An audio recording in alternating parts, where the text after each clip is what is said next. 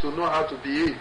Like what he did to Jonathan, he could have written a personal letter to Jonathan, but he did, and he leaked the letter to the public, and it was published by the press. Yeah. That was unbecoming for a CBN governor who is supposed to be working in consonance with the presidency. Some people say that sometimes it's hard to live your life different from your real self. Because he used to be an activist before, so that activism is still in him, and that's why he kept talking and challenging. Shekri is laughing. So that's why. Like they say, once a soldier, always a soldier. So as an activist, he couldn't really separate himself from that, meaning that he's now a traditional ruler. So the two together. I do not think so. If you look so why is he? But he's very outspoken. Yeah, it's true. It's very outspoken. You see, all of these things that happened may not have just come from the blues. It have been built up, sort of.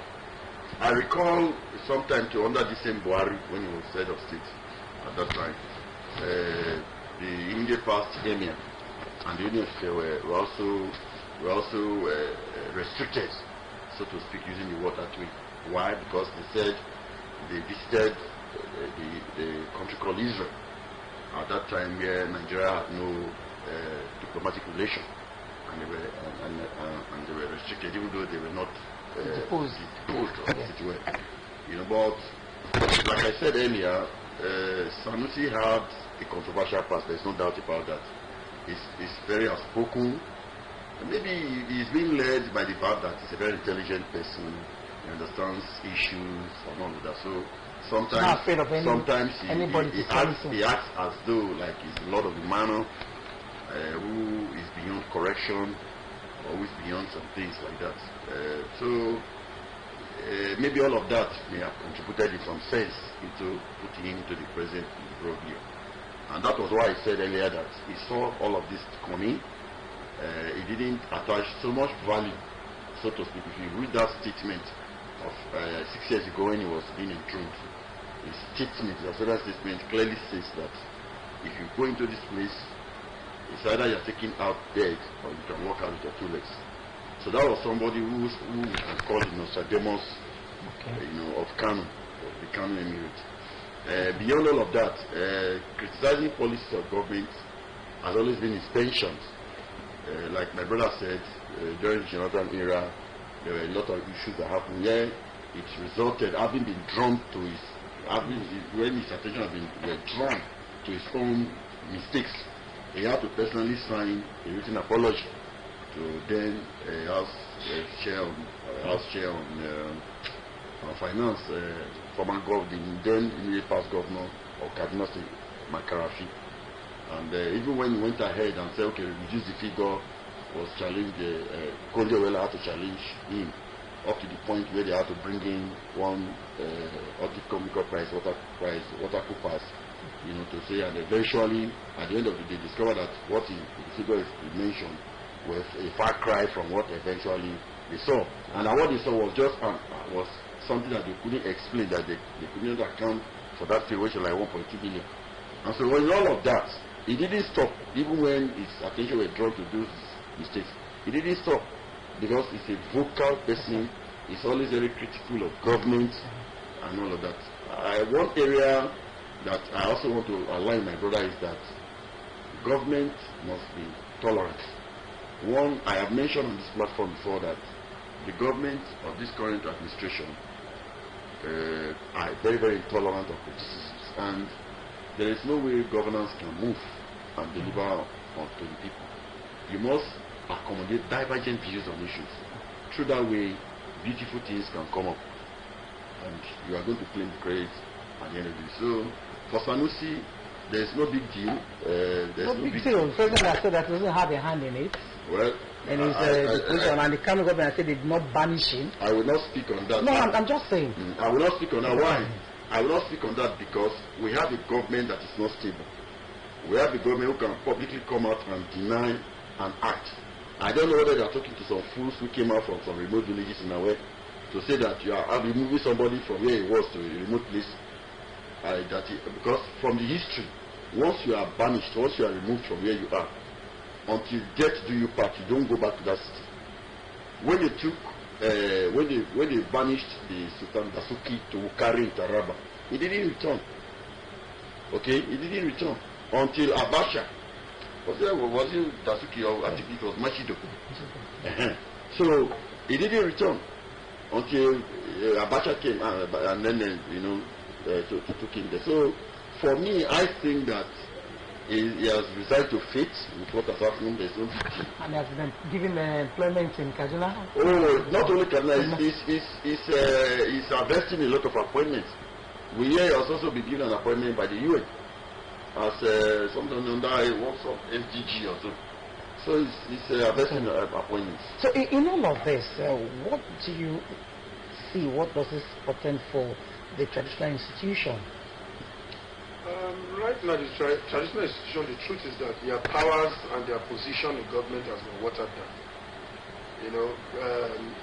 So necessarily they really do not have so much function in the day-to-day running of the government other than maybe advisory and maybe image makers, for the local community, actually, because within the constitution they don't have powers. They are under the governor, even under the local government chairman, who pays them. So our traditional institution, we maintain them for the purpose of what will I use now, tourism, and also. But they have a role to play in the communities. Yes, but right now the state of our political structure, yes, no, has destroyed any form of integrity or image they have. When you see all of them, whether it is Port Harcourt, Asaba, Ondo State, anywhere, you see them, they seem to have very little value than rubber stamps. So it's like be seen, not heard. Yes. Or be rarely seen, but don't talk. The real problem is that the constitution has very little or no function for them.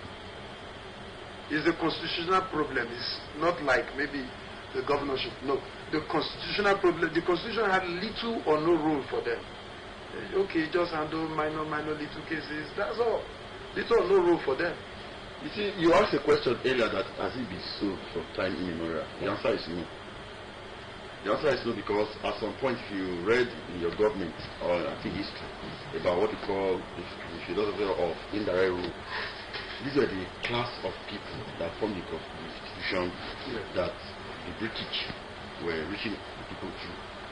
So it was when governance was taken over back, that a lot of review took place, and then rules either to assign to the traditional institution were taken away and limited to just being the custodian of the people's culture and traditions and all of that. And as the closest persons to the grassroots, it's expected that they could be in a position to mediate on issues and, to the best of their ability, bring government policies closer to the understanding of the grassroots people. Is that not what they do? Okay, so but there are some, like Sanusi now, who sees beyond all of that, who feels that is under obligation to contribute his own ideas via his criticism, though, of policies of government. He believes in his own understanding is not going to deliver on the services of government to speak to the people. And so he owes his duty to say, yes, we can contribute certain ideas that can help in formulating government policy with a view to trying to provide services. Unfortunately, not everybody can tolerate the manner with which all of those things can be. And that's why most times, for instance, when Dasuki was dethroned, what was his anger? What was his offense? His offense was the government of the day felt he was becoming too arrogant. He was becoming too arrogant, and most times government functions would be on where all the state actors will be in attendance, had already arrived. That's the only time that such a person starts coming in with the entrance of blowing this kakaki and all of that. And they just felt, well, this is insubordination, like in the case of also Sanusi too. like the case of Sanusi. So for me, if you ask me, I would believe that let them isolate the traditional institutions away from government, because as we speak, anyone being appointed today is being given an appointment letter by government, like we just saw 2 days ago. And staff of office. And staff of office. Presented to them. It's only very few traditional institutions, traditional rulers that are not given staff of office by government. For example, like the Olu of Warri, no government gives him the staff of office, because these are natural rulers of their people. So people like that, you cannot depose them. Well, I wouldn't say so. I wouldn't say so. But no, I'm just saying that when you give them a letter of appointment, yes, and then you give them. In other words, you suddenly become an employee of government. You become an employee of government. You are also giving certain appointments. You are giving salaries. As a question. So they can hire and fire. Yes. So because what happened, it was given. So my own position is that let's go back to status quo. Let's isolate the traditional institutions away completely from the grip of government. Let the traditional institutions be on their own. Let it be carrying out adversary rules, but let it be outside the confines of government authority. Okay, let it be like before. Yes. They have their roles to play, because in the communities they preside over cases, they take charge of their communities, and they bring peace and make the community, more safe for people to live in. So if you say now that the government should hands off, maybe that will help for this kind of thing to happen at this time. Somebody said it's not a shame that at this time, point in time, 21st century, you just do that. That means for others, it can happen anywhere, at any time. No, I think the reason why people are saying so is because in the current constitution that we operate, the act that has just taken place has no place in the constitution. All right? It is an archaic law which has over the years been overtaken by the current constitution. Okay, now he has gone to court to challenge it. Yes, I think what is challenging there is separate from the dethronement. It's challenging his banishment. Yeah. Banishment that is... Which the government is denying that they didn't do. It's challenging... What does he mean by banishment? That is, his freedom of association and movement is being curtailed. Okay? So that is what is challenging as far as the law proceedings are concerned. So what do you think will happen? Well, anyhow, I think that act is unconstitutional, but it is procedurally right and morally correct. You can't ask a deposed MI to still remain in a particular location where he has been banished. Where he has been dethroned. Restricted people. Rather, it will cause people that go in there will be screened. And it will cause upheavals, and it will unsettle the new person that will be placed in power. So, though it's not constitutional, but it's like a norm. It's not everything that is written in the Constitution. There are some things we call norms. Like this is how we do it traditionally.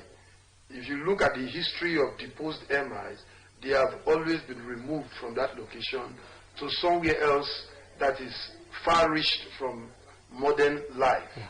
That has been the norm. And that's where he is now? Yes. That is what, like that. I don't know if he's still there, but that's what he was asked to do.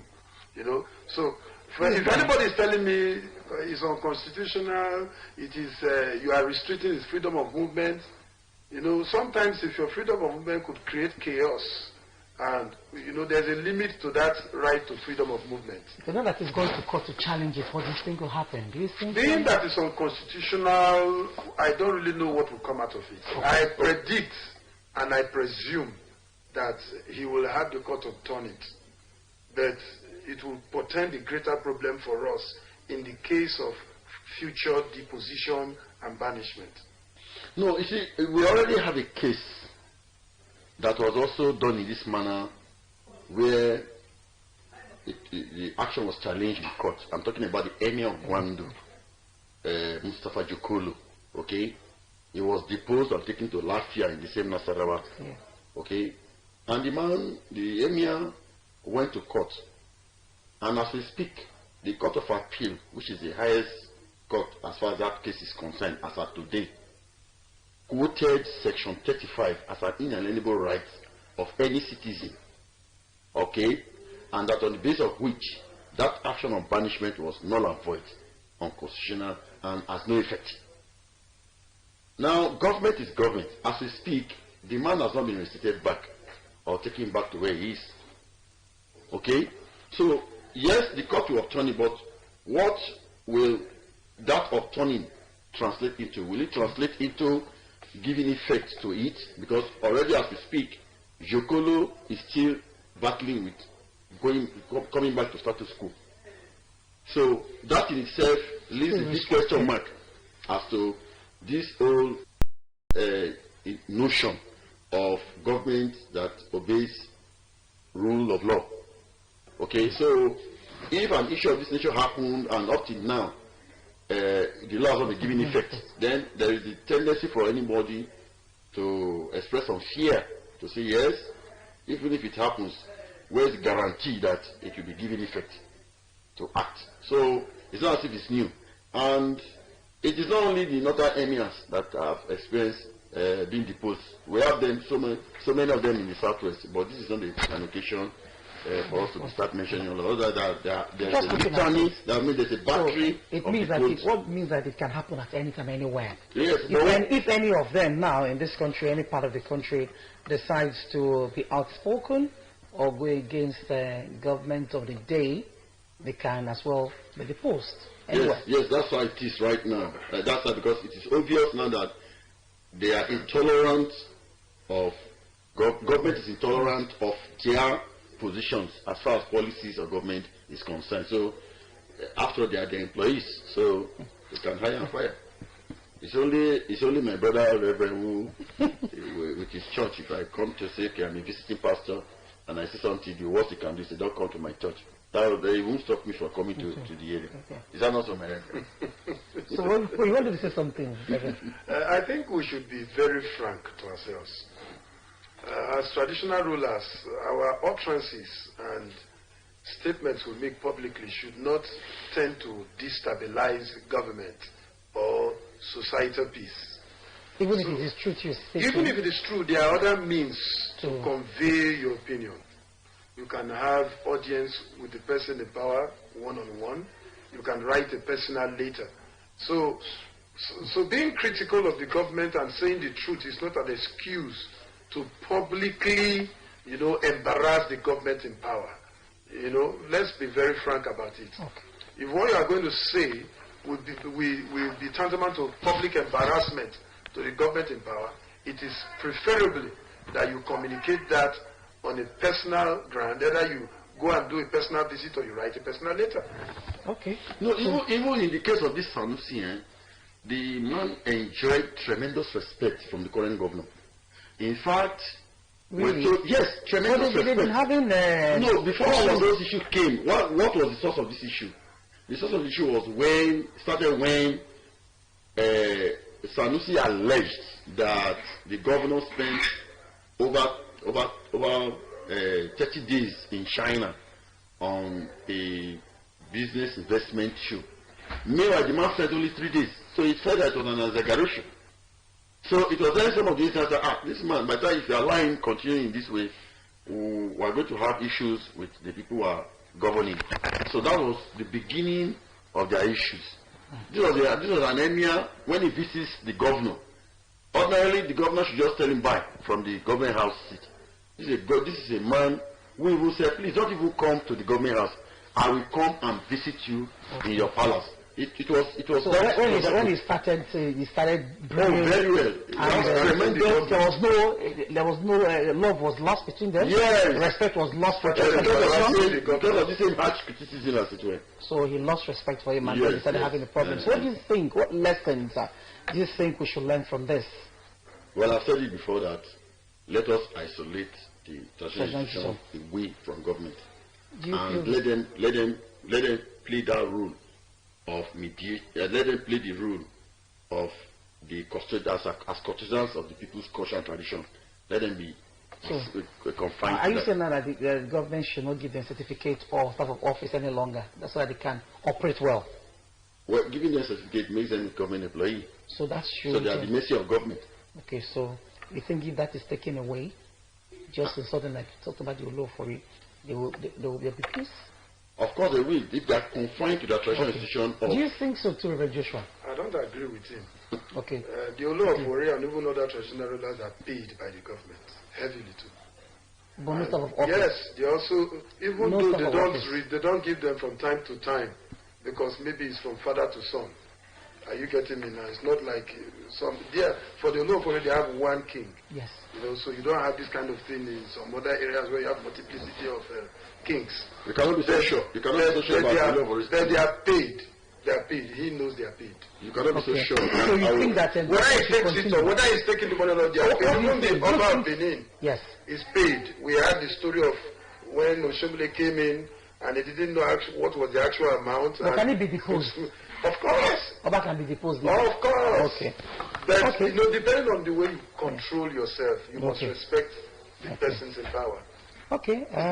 Treasury institutions should be revered, respected, and then they should not be politicized or not go into politics. They should do their own role, and government should play their own role as well.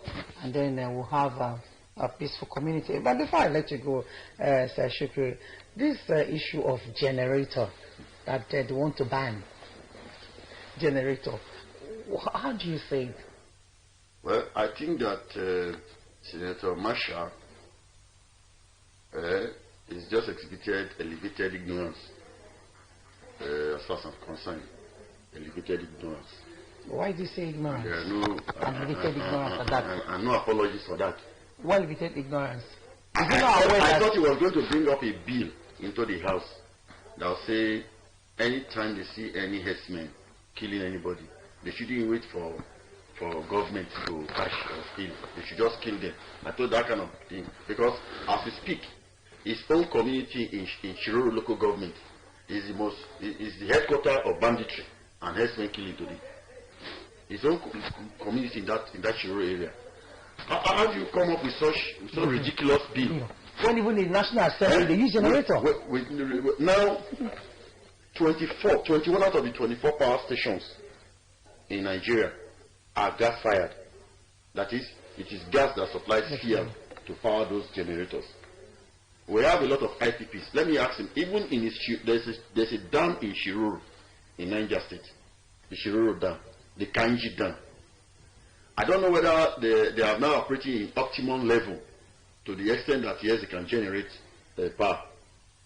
Because even in the study that was carried out by IMF at some point about 3 or 4 years ago, they said Nigeria lost over 30-something billion per day. Why? Because of power cut.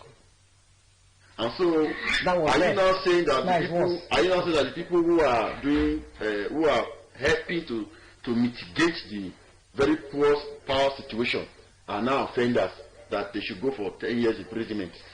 And if you go and check now, Senator Macha, is also running on generator. Of course.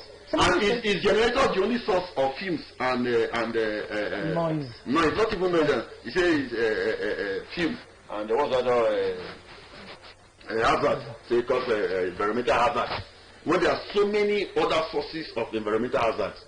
So I think it's an elevated ignorance that is just exhibited. So it's not worth mentioning. Somebody said instead of that kind of law, why not put a law that there's no light in the country, the people involved should be arrested, instead of saying that you want to ban generator. What happens to Nigeria when even the National Assembly is run on generator? Even the seat of power is run on generator.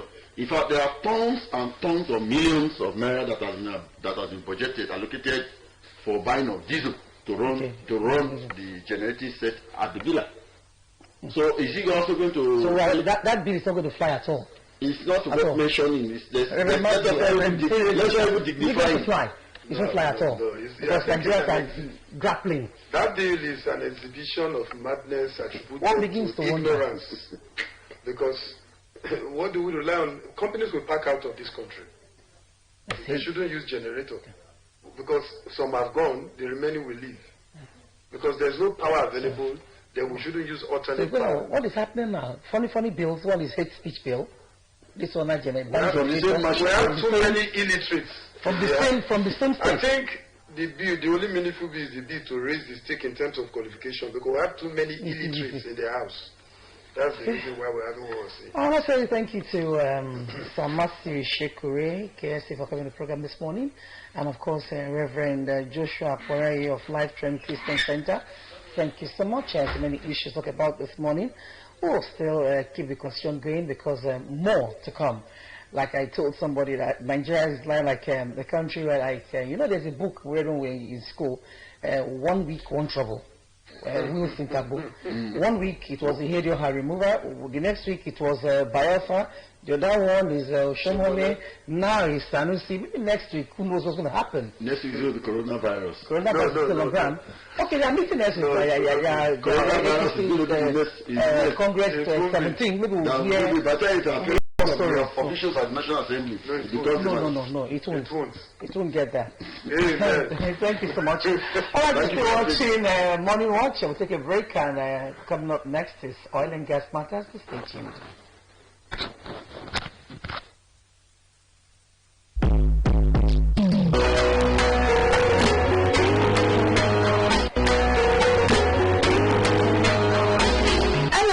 Welcome to another beautiful segment of Entertainment Gist on Morning Watch drtv Friday edition. I am Ayesa Timitope Samson. This segment, as you all know, is to update and inform you about the current happenings and entertainment industry, both locally and international. On our gist today, I don't like the kind of shirt you wore to my school, Totodike Review. Secondly, Sanusi has been dethroned by Kano State government. The gist in full. Before then, let's go on a musical break.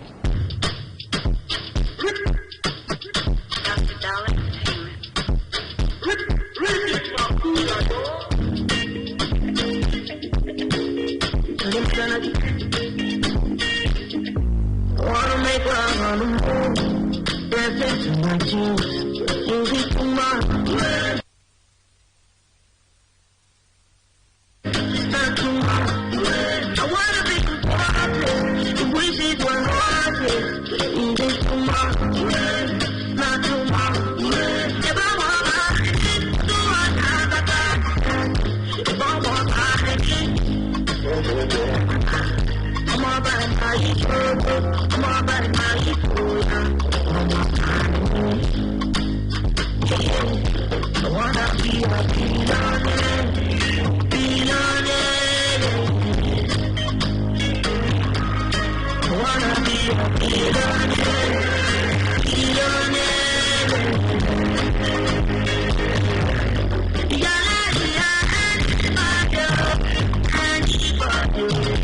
Welcome back once more. I hope you enjoy the music.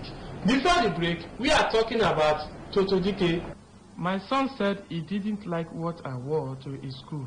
Totodike, the actress, has recounted a funny incident she had with her son, King. The movie star noted that her little boy was not impressed with the way she dressed to his school. She noted that she would have to always ask him what to wear before she would show up at his school. According to Toto, the son King disclosed to her that he did not like the outfit she wore when she came visiting in his school. The little man also noted that his mom did not fix her extended eyelashes, and he made sure to bring it to her attention. And Sanusi, who has been dethroned by Kano State government. Sanusi was dethroned by the government of Kano recently. Days after he was disposed from state. Family visit disposed Kano Emir Sanusi in Awe. One of his wives of the former Emir of Kano, Sanusi, visited him in Awe, where he was banished to. The Emir of Kano, Muhammad Sanusi II, received one of his wives in Awe town in Nasarawa state, where he was banished to. The Emir of Awe, Alhaji Umar Isa Abubakar, and the chairman of Awe local government area and dignitaries in the town were also said to have met with Sanusi.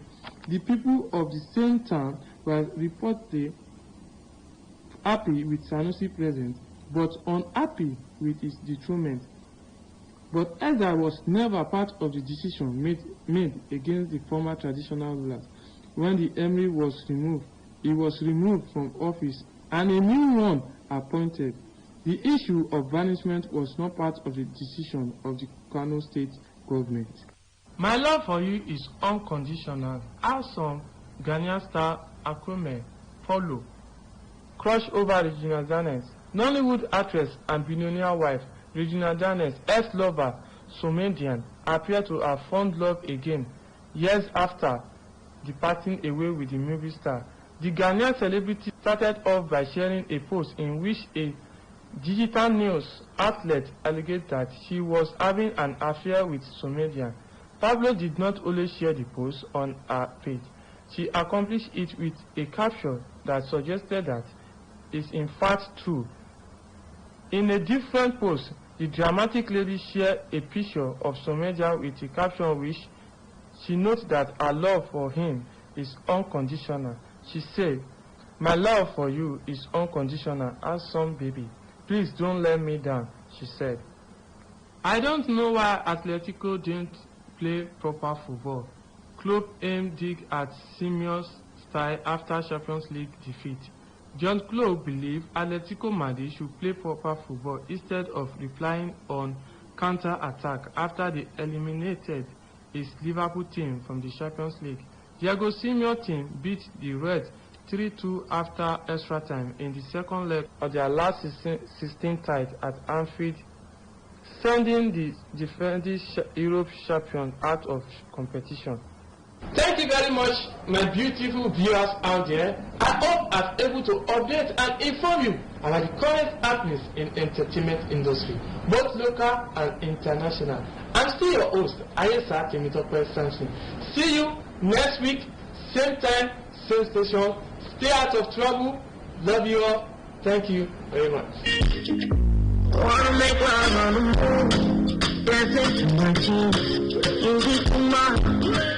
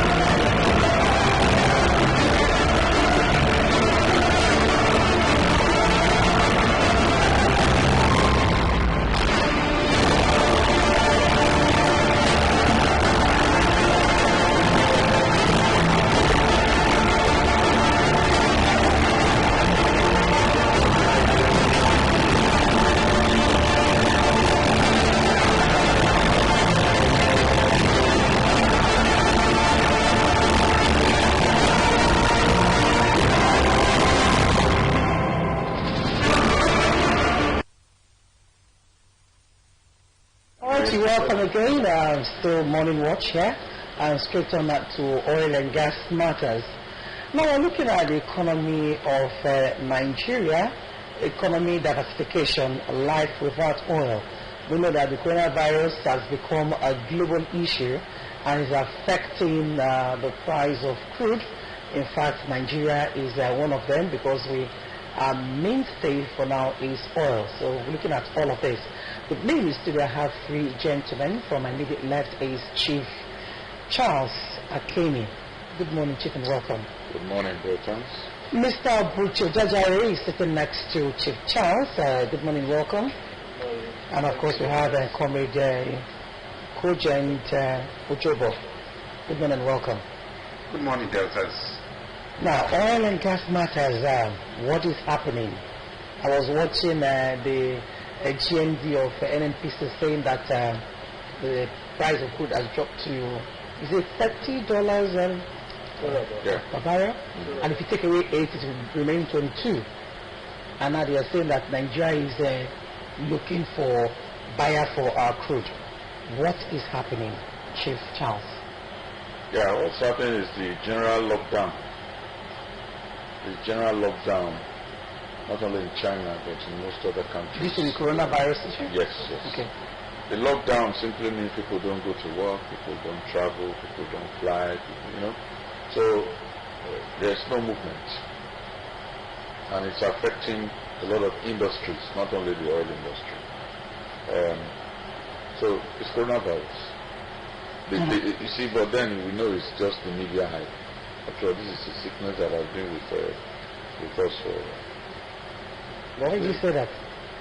It's just the media hype. Coronavirus has been with us. Has been with us? Yeah, it's there. Really? Yes. It's just that it's a strain of the virus. But the coronavirus has been there. It's known. But this strain, the COVID-19, is just a new one. From the It's just a coronavirus? new one. No, it's the same coronavirus, Yes. but the COVID-19 is a strain of the virus. But it's been there, but now is beyond just being there. It's affecting the economy. Yes, it's affecting the world, the whole world. Yes. Because of lockdown. That is, lockdown simply means don't go anywhere. Don't travel. People are not traveling. Yes. So when What's you're the not important traveling. this? Well, my thought is that, yes, it appears to be a global phenomenon as it were. But we are worse hit because our economy has been fragile. And so when you have a little shock goes through our spine, and that's exactly what we It's just fragile because it's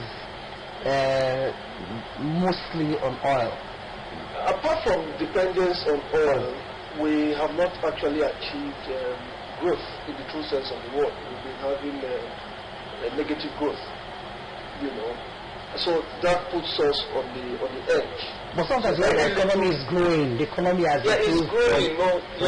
with 1.2. Not really significant, and that's the negative growth when you compare it to your GDP. Okay. So that's why I said yes, you have some level of growth. If you are aiming at 6% growth and you are making 2.5% growth, you're still a bit far. You're not yet there, and so that is why this kind of shock, will hit us below the belt. Especially given the fact that the right things are not being done.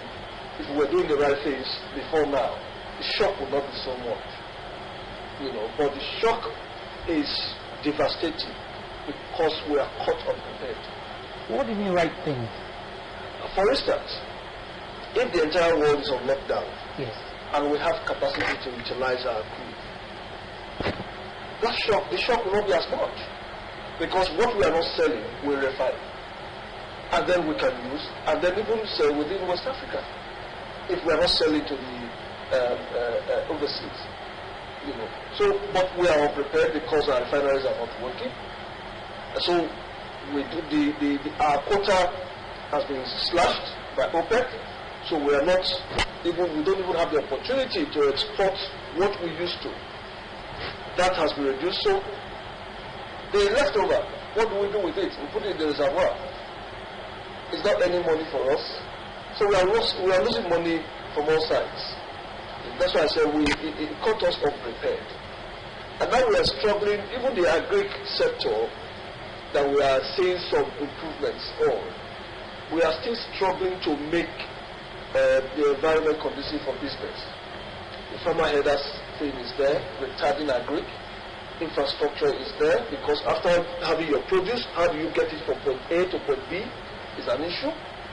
So a whole lot of factors that, a lot of things that we've not done that has kept us behind.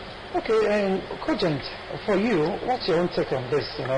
Hearing that Nigeria has crude and they're looking for a buyer. Well, it's a serious matter, but with difference to Chief, it's not just the coronavirus. It's a dual thing. Okay. Because of it, it's a dual thing. Saudi Arabia decided to go into power play and price war with Russia. And mind you, among the countries in the world, Saudi Arabia, Russia, United States, Norway, those are the countries that their reserves is proven to be very, very high. And so, when Saudi Arabia attempted to play politics and go into price war with Russia, Russia decided to play another kind of game that has brought the global market into a glut. Remember in 2015, Obama did the same thing by signing into force the Shale Oil Act. That was what disrupted the oil market and pricing in 2015. So when coronavirus came, production in China, which is like the number 2 industrialized nation, industrial economy in the world, is locked down, and then there is price war. Russia decided to flood the market with its own crude. Norway is there. So who is going to buy from Nigeria? So your production will not just be on the shelf, or you leave it in the reservoir. Those are the present situation that we found ourselves. So what do you think will happen now? Or what do you think we should do? To me, I think it will last for more than 6 months. I can bet that it will last for more than 6 months. The government should think deep and put priority on the refineries. Like my gentleman on my immediate right said a while ago, if we were producing from the 3 refineries and the modular refineries were on stream, I bet that what we thought was a disadvantage to us, we could turn it into an advantage. Now let's look at it this way. Before now, statistics and figures were being bandied. How much do you sell crude for 100,000 barrels? And when that crude turns into petroleum products and you import it, how much is it? And what is your net between what you exported and what you imported? What is your net? We found out that we've been subsidizing petroleum products in trillions now. Though due to the border closure, it dropped. It dropped by 22% consumption per day. It dropped, but it is still high for a country. Why don't we revamp and revitalize our refineries? At this time, will that be the solution, or is just going to modular refinery? This thing will last for 6 months. Any refinery that you put your mind to do, most refineries turnaround maintenance are 90-day tenured. They are tenured for 90 days. In 90 days you would have gotten it, which is 3 months. And by the 4th month, production should start. So should we wait for 3 months to do that? I don't even believe that in 3 months you get the refineries working. The process starts with planning, and then when you finish your planning, you go to procurement, and then from procurement you start the engineering, the maintenance. And that is not 3 months.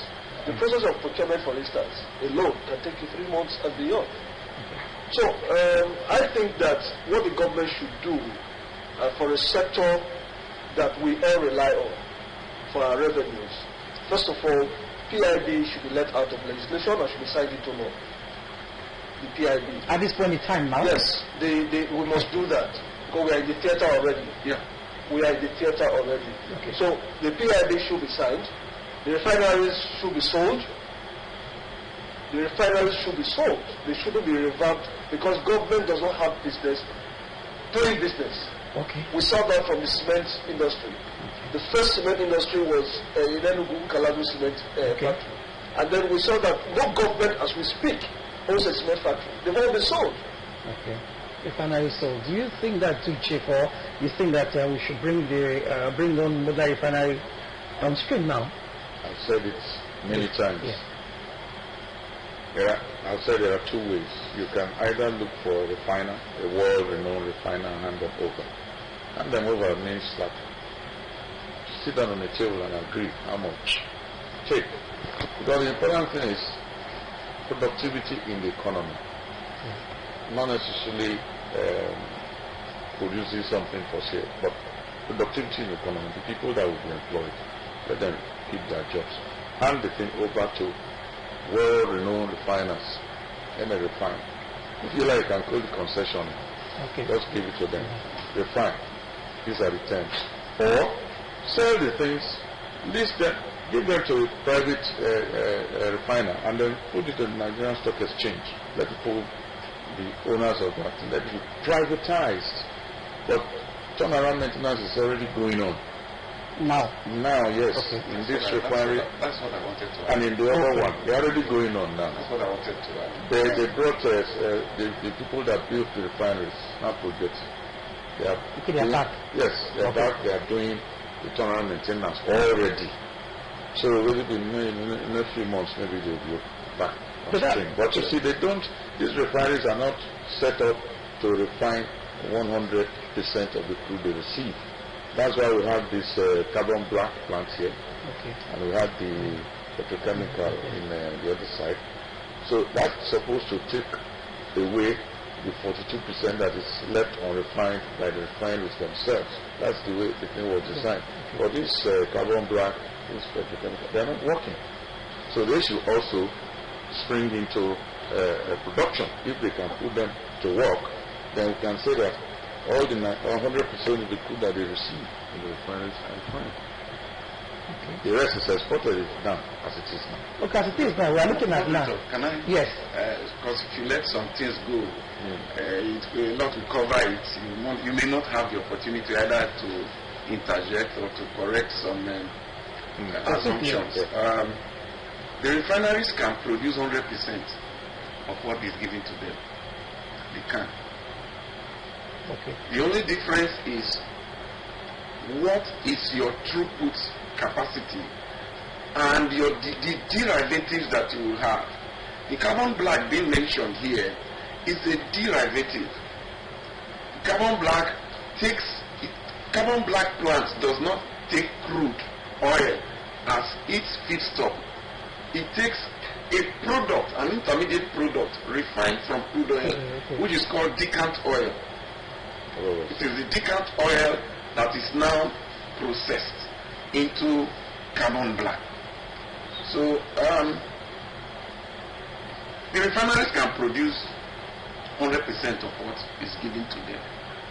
The only thing there is what is the yield value in terms of both derivative products and quality. That's just the issue there. Okay. Okay, now looking at all of this now, let's look at our economy now with all that is happening now in the world, and our economy is hit now. Nigeria without oil, our economic diversification, what do you think we can do now? I tell you what. You see, we are depending on taking our crude produce, selling. Somebody has said it. Let us process our crude products within this country. Thank God, there's a refinery that's coming up, 650,000 barrels per day. It's coming up. That will take a lot of our production if that arrangement is in place. It will take a lot of our production. And most of the time, the prices, I can be corrected, the price of crude can be $30 per day. But most of the time, the contracts for the sale of crude is in years at a price that is fixed sometimes. Now, those prices remain.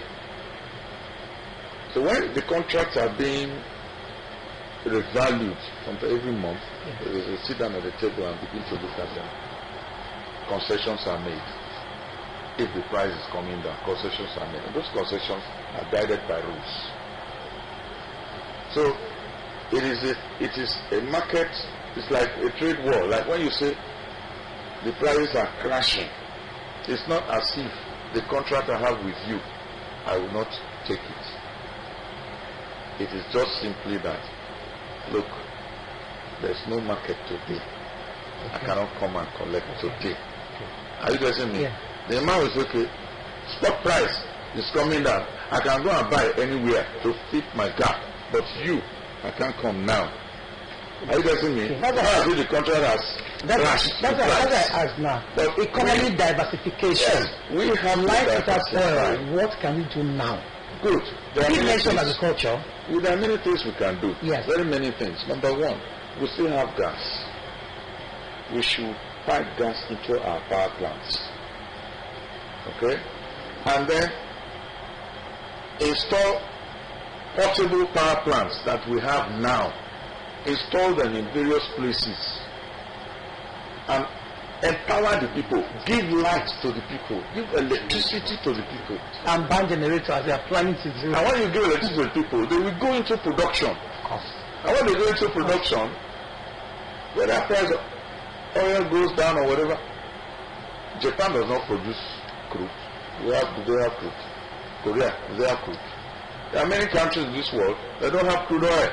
Are they not surviving? Okay, so are we going to solid minerals mining? So there are many things we can do, very many things we can do in the short term, many things we can do in the short term. And they are there. Yes, demonstrating the economy. Yes.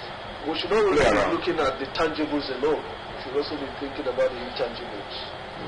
Research and technology. We are not doing much in that area, and that's an area that has kept the developed nations going. You mentioned Japan. It's technology. Yeah. The US is high-tech. And that is why they are always in front. What are we doing? We can't just be saying agri. Even the agri we are talking about, we have not introduced real technology in agri.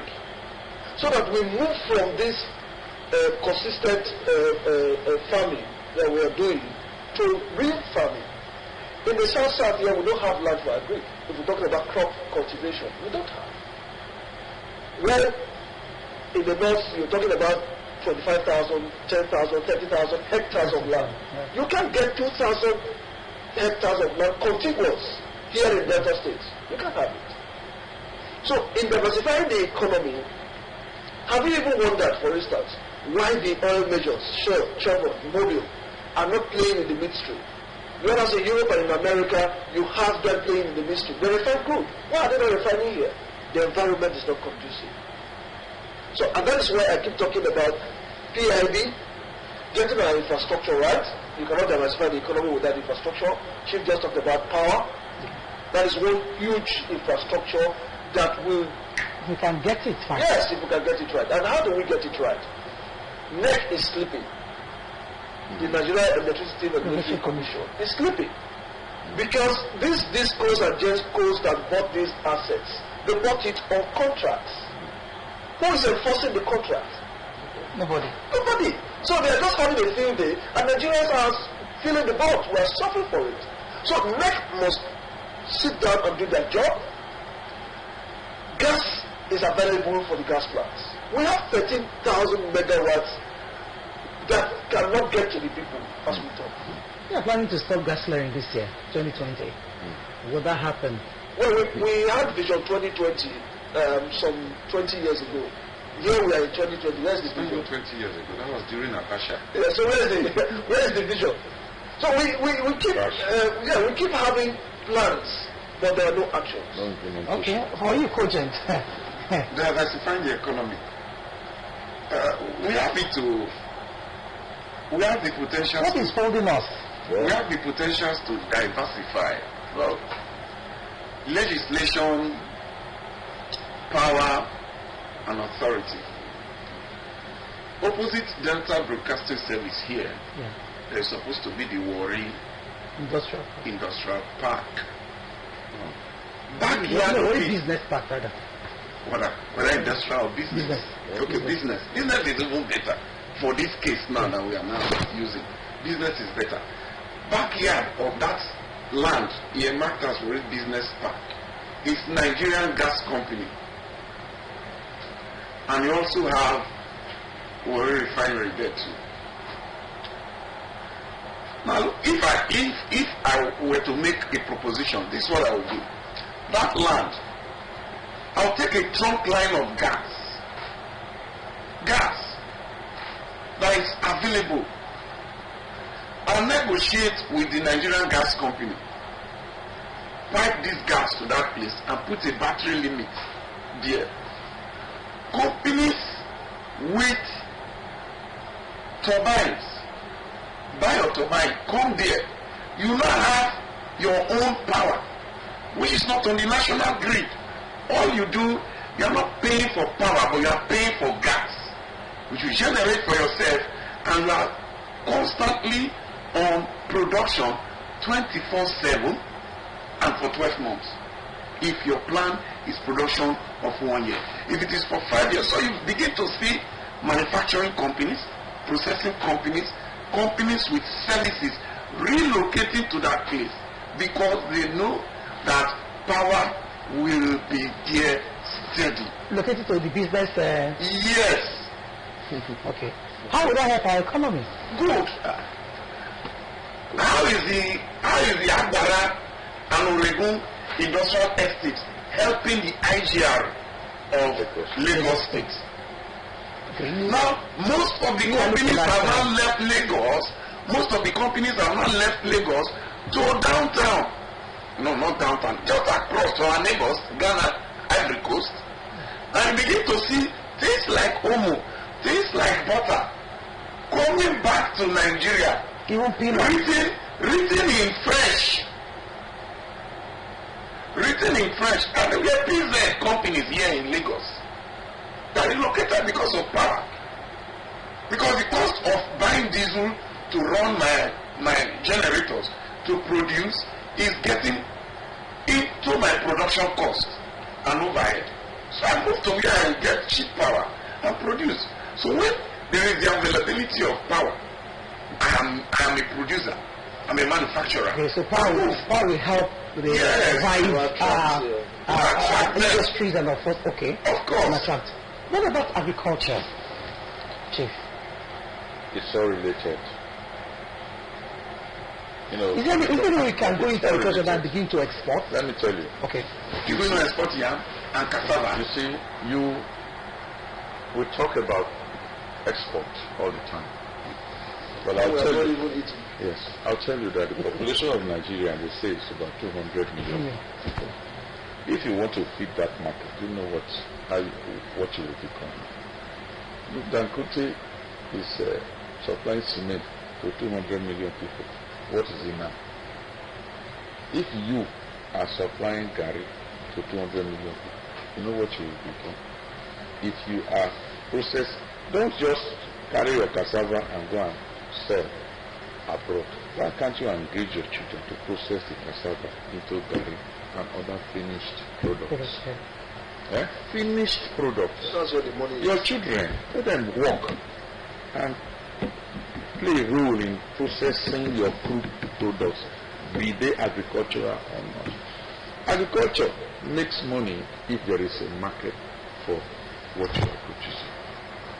Now, the value chain is a long one between the soil and the finished product that's to be consumed. That value chain needs to be exploited by 200 million people.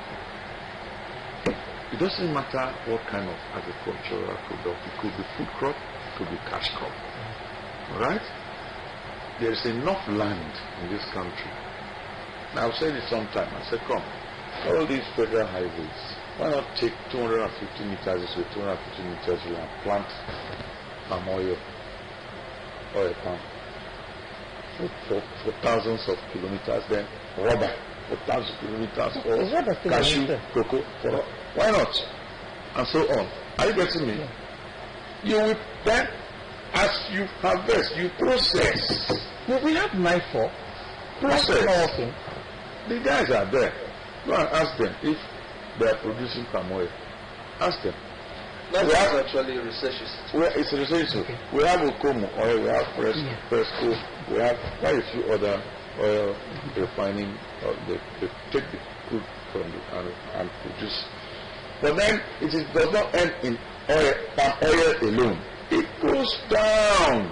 You can produce so many things from the palm oil. Yeah. And you won't believe it.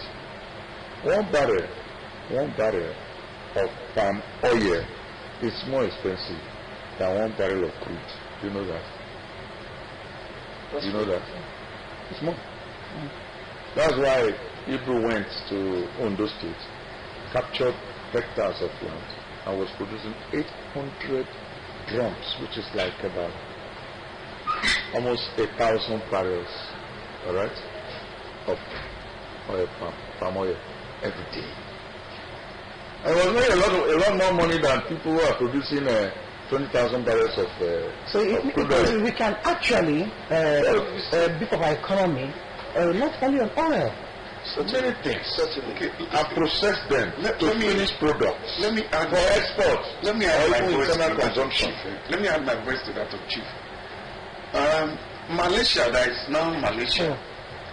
Malaysia is standing on palm produce to a revenue of 25%. That they collected from Nigeria. And then they collected it from Nigeria, the seeds and the seedlings. From my They collected it from Nigeria. They researched it. Then they intensified production and planting. And today they overtook Nigeria on palm produce. So why that? Is it that our government is not ready or not serious about it, or because we're enjoying Crude oil. crude oil? Yes. There was That's it. That's why I Money. said there are a lot of things that we didn't do, and that's why we are caught napping. And this is a wake-up call for us to look deep and look at those areas. Let's revive 9-4. Let those people begin to put their brain to work once again. You know, and so many others. Umudike Research Institute for Cassava. The government should focus on it, and so many other institutes, so that we can introduce technology into agriculture and get the benefits. And like Chief rightly said, you must process. You sell the raw materials, it's just like what we're doing to crude. The money is in the finished product. And in processing it, if you know the millions of people, it will not come from the street to the for supply. employment. Yes, the huge population that will be employed if we process our products from agric. It's huge. But all these things will take time, won't they? Because we need to start. we need to start somewhere. Yes. Because it's beginning to be scary when we see that the price of food that we are dependent on is falling, and the GMD is saying that when you move $8, it's going to be 22, and all that. So our economy needs to wake up in the face of what is happening now in the world. Can I ask a Yes. question? Very quickly, our time. Yes, when they sell the crude oil, what do they do with the money? They use 57, for example, now they use $57 per barrel for the budget. But do you know that the budget is never implemented above 35%? Wow. I want to, because they'll tell you, crude oil, Yes. when the time comes to implement the budget, they have put $57 per barrel, they've calculated a huge amount. Chief, That's let me okay. answer that question. Let us implement it. It's 35%. Maximum is what they implement in the year. Yeah, let's quote the Accountant General a few days ago, who said that we are already in March. Not a dime has been released for capital budget. Yes. In March already. Yes, that was the Accountant General.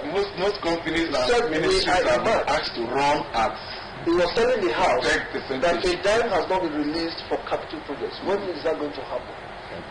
Yes, we are praising them that it's the first time budget has been passed before the beginning of the year and everything is going to work out well. I'll tell you another thing. This national budget is just like what? How much percent of the 1% or 2 or 3% of the GDP? Am I making sense? Of course, because the informal sector is not captured. The worker is not captured, and that's the main thing. So recession concluder is not going to affect us. There's a lot, so the government needs to do a lot, to revise a lot for us so that our economy can improve. We must leave it here, but we'll keep the conversation going. I must say a big thank you to Chief Charles Akeni, Mr. Buchi Ojajari, and of course Kojent Ojobo for coming on the program today. We'll see you again next time, and then we'll continue this conversation. You're still watching Morning Watch on Delta Rainbow Television. Coming up next is AM Sports. You stay tuned.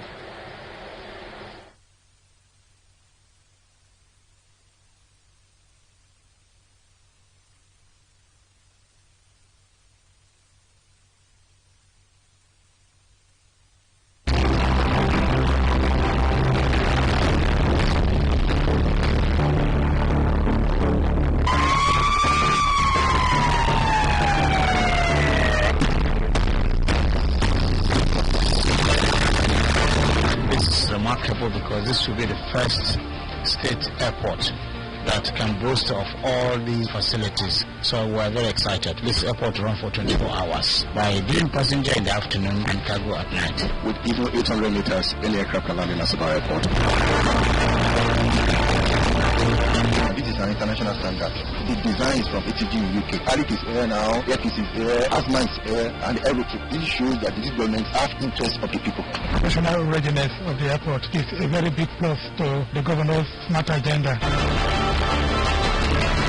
Asaba Airport has been very busy. The number of passengers has increased. They can now operate flights at night. Indigenes of Delta, residents of Delta, and residents indigenes of neighboring states, and they're very confident with the administration of Governor Kora.